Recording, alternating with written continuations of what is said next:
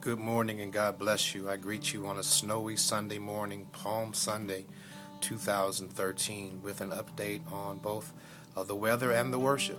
It's snowing outside, but it's not really bad, and it's not going to be bad until after worship is over. So come on out to our 10 o'clock worship. You can make it. You'll have a great time.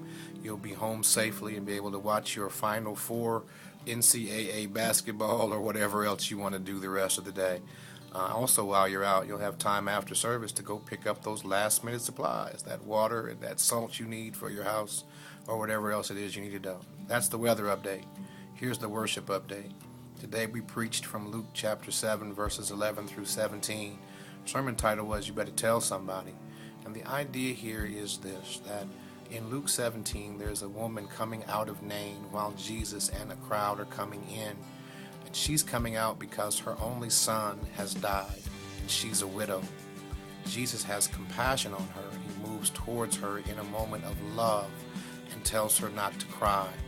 And in that moment he tells her not to cry, he then turns and touches her dead son, brings him back to life, gives him back to her.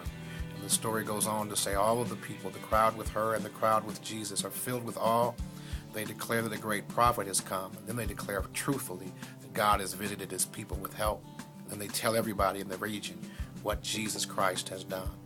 And I tell you that story to suggest to you this, that in the story right before it, where a centurion servant was sick, Jesus heals him because the centurion had great faith.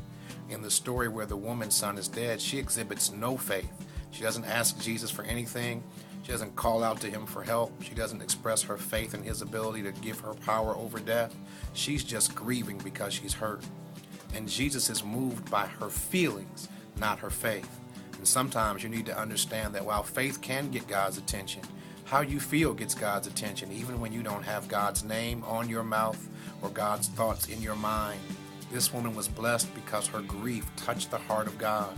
And I need you to know that what you're going through touches the heart of God as well. And when your grief touches the heart of God, God will then touch your situation. He touched her situation and turned things around for her. And when people saw Jesus' power over a dead situation, they had to go and tell somebody. That's the heart of the message for today. And that's what I want you to know. Even if you don't have the faith to overcome what you're going through, just honestly express your feelings. Tears are the language of the soul. And sometimes when you cry, God is listening to every word your tears are saying. And God translates your tears into your testimony and your trials into your triumph. And then God causes you and others to tell somebody else about what God has done for you. And that's our mandate. If God has ever stepped into a dead situation for you and turned things around, you better go and tell somebody. All right, see you at 10 o'clock. God bless you. I love you with the pastor's heart. Grace and peace.